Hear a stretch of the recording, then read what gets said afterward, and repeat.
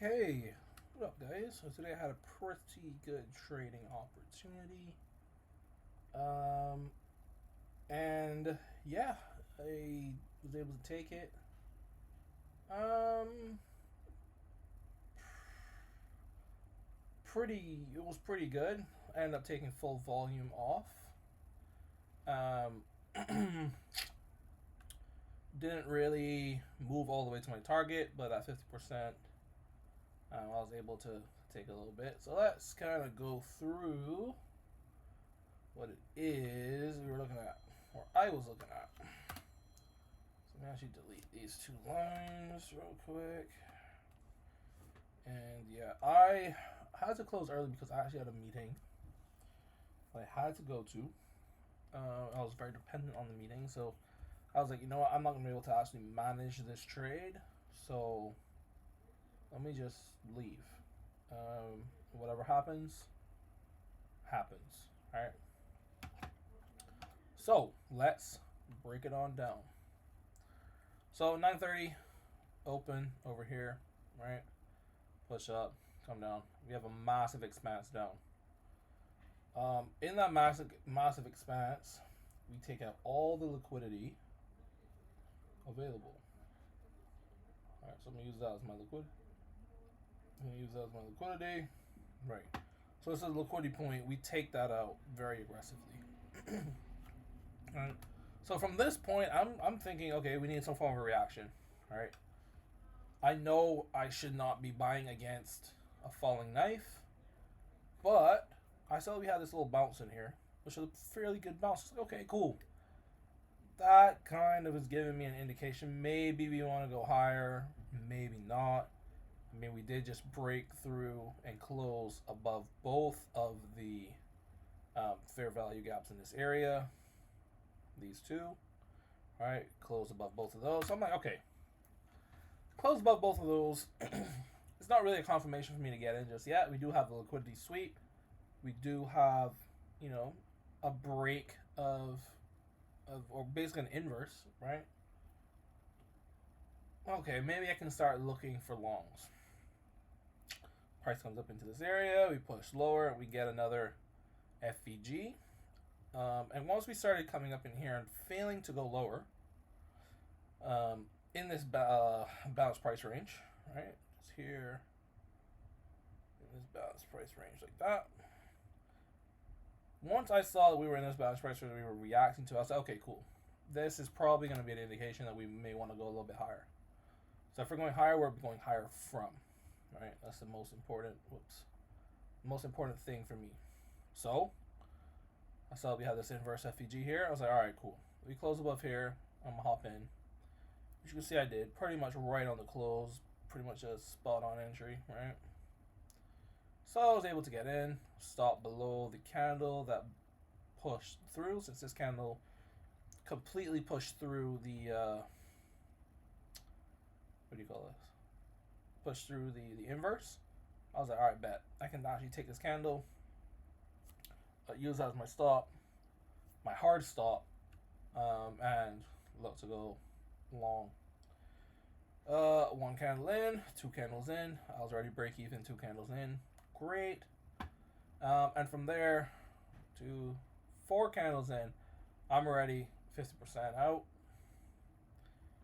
Why? This is the last liquidity point of this entire leg. So for me, I was like, all right, cool. It's 50%, but what does that really mean? All right, take some risk off, break even, let it kind of ride.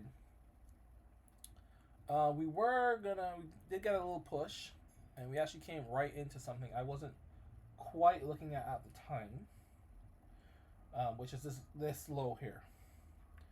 Now, I wasn't looking at this low because I was honestly looking at this low, slightly bit higher, which is essentially the breaker of this bearish leg. So I thought, price, the longest I want price to come up is up to this point, because this is the breaker of that bearish leg.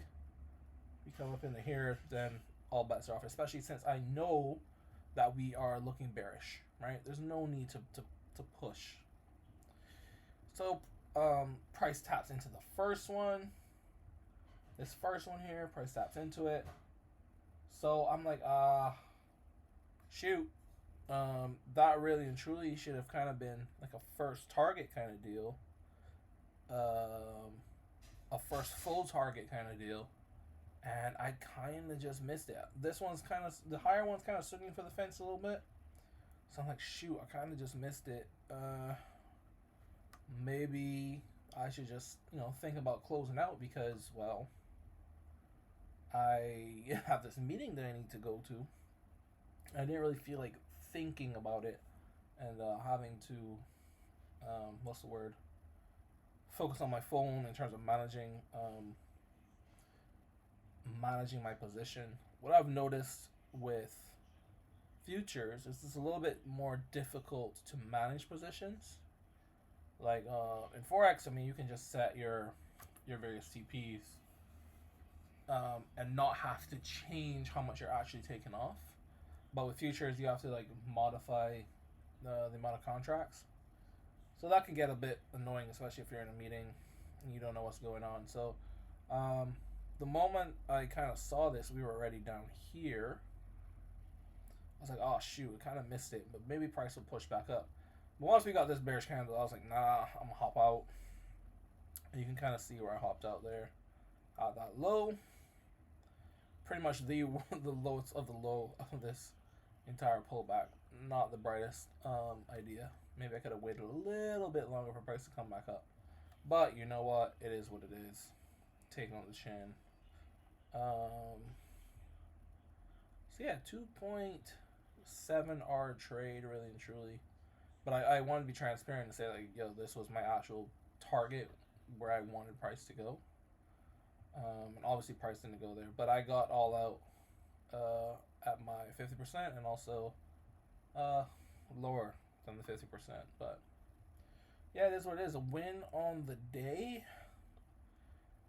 And the win rate is slowly but surely climbing up into testing number category.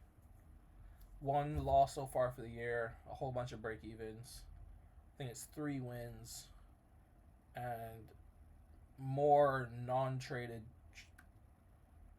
missed trades than anything else, which is the most unfortunate part of everything. But a really good trade today. And I will probably be on the charts tomorrow, see what price presents. So yeah, that's the trade review.